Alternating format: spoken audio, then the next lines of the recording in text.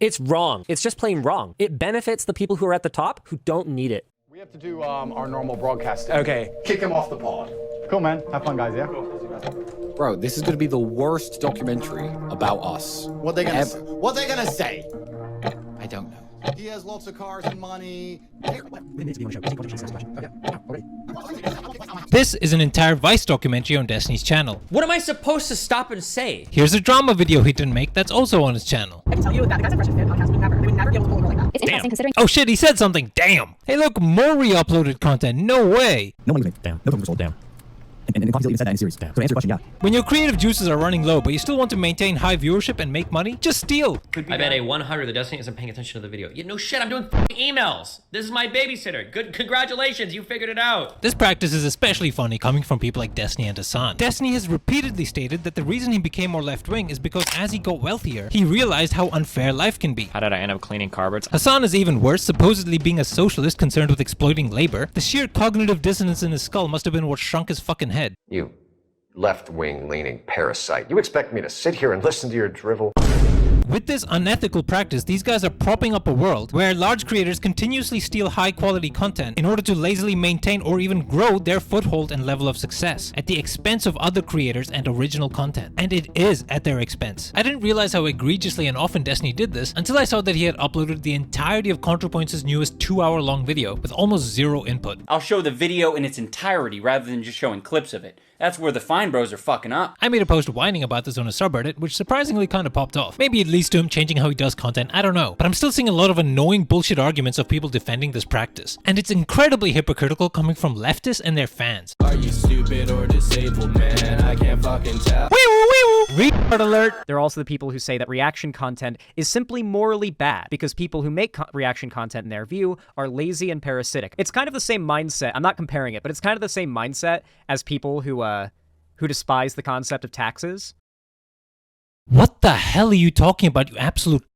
Oh, it's kind of the same mindset, but he's not comparing them, by the way. It's kind of the same mindset. I'm not comparing it. Is it just that they both involve people who feel stolen from? Surely there's more to it than that. A lot of people in America who hate, like, the idea of like, raising taxes and that money going to pay for Medicare is the idea that, like, their hard-earned money will go to pay for someone else's mistakes. Somebody who's some lazy asshole who can't make enough money to pay their hospital bill. In the YouTube world, there's a very similar kind of mindset. This is your brain on leftism trying to defend React content. Poor people aren't using taxes that subsidize their healthcare in order to leapfrog others in a competitive marketplace. They're trying not to die. What's that? You wish your kid played less video games and finished up their chores? That's clearly similar to being pro-child labor because you want kids to work. Oh, but he wasn't comparing them. This is such an utterly inane, useless, stupid thing to say. It could have only come from the mouth of a reactor. It's interesting considering. While there is time and time again countless examples of channels blowing up and gaining a platform and attention in the algorithm because they get reacted to. Countless, really? Show me like 10. What about all the actually countless times I can show you channels getting a temporary tiny little spike in viewership and then nothing? Somewhere between 150 and 180 of Hasan's fans came to watch my video following his stream. You are grossly overestimating the amount of clout this kind of thing provides. As a content creator, I have,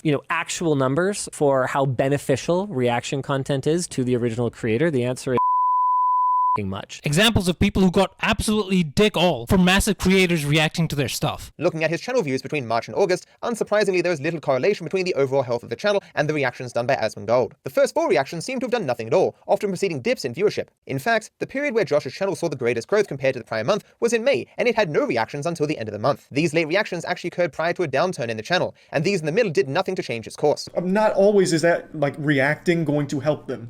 In fact, I would argue that it's pretty rare for it to. How many Destiny viewers are being exposed to ContraPoints with this video? I wasn't going to watch that video anyway. End of the day, it's possible this video helped Contra more than hurt her. There's a million things wrong with this dumbass line of reasoning, but I'll state the most obvious one first. If you use someone's content in a transformative way, you still provide them exposure, but without any potential downsides of using the entirety of their work. Why don't reactors upload an entire Marvel movie with their face in the corner? Don't worry, they won't try and copyright claim or strike you. You're just providing exposure after all. That doesn't even stand up very well considering the fact that it is very easy on YouTube to simply hit claim revenue on a video. Really?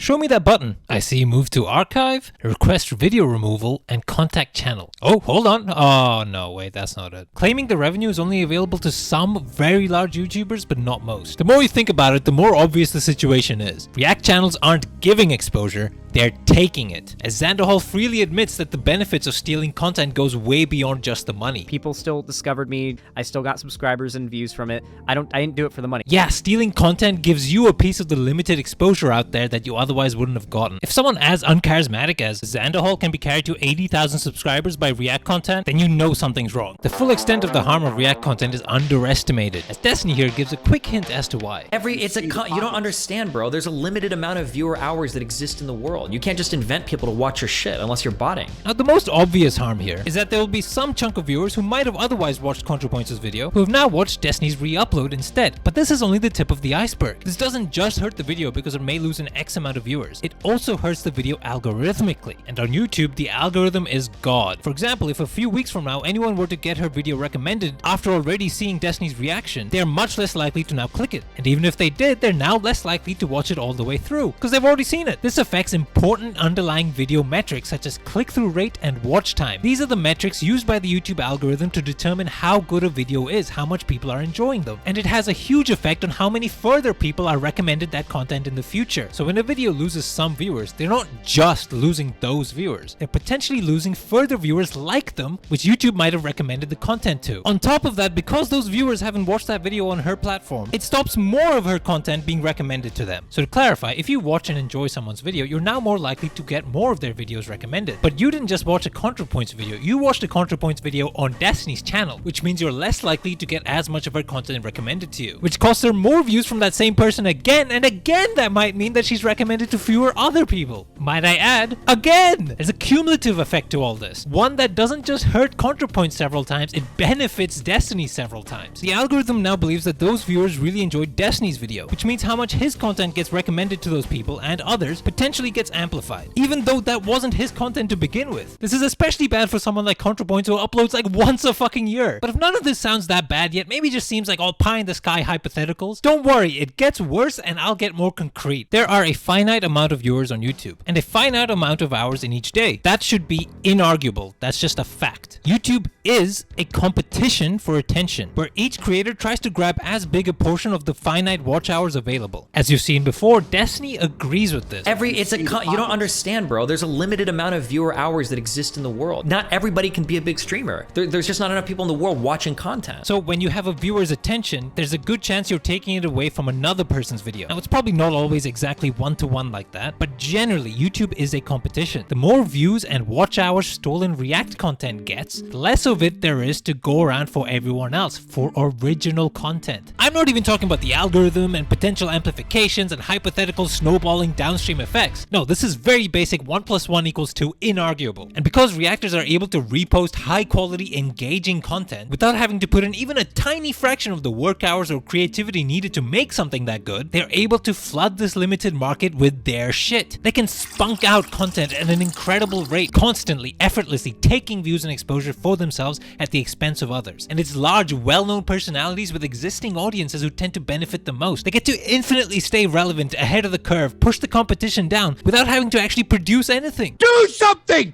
Do something besides letting people fuck your wife! I mean, just look at Asmongold's channel here. It's fucking disgusting. None of the shit is his. People like this aren't just content creators now. They are illegitimate content distributors. They're like their own mini YouTube within YouTube. Channels like Jubilee are getting so screwed. Most people who know about or consume Jubilee's content are never actually watching one of their videos. They're watching other people watch Jubilee. If you upload a video that is essentially the entire original work for profit for yourself with some chunks where you respond to or react to the original work, there is no reason whatsoever to go watch the original work. Like, your first protocol to watch the next Jubilee video might be to watch XQC. Now, are there some cases where an original creator benefits from reactions? Yeah, probably. My point is this practice as a whole hurts all original creators in the long term. You can't beat that level of return on time investment. 10 minutes for a video that should have taken you 1,000 hours to make. You can't beat that as a normal content creator. Leftists who do this, and especially if they justify or excuse it, are being extremely scummy. What am I supposed to stop and say?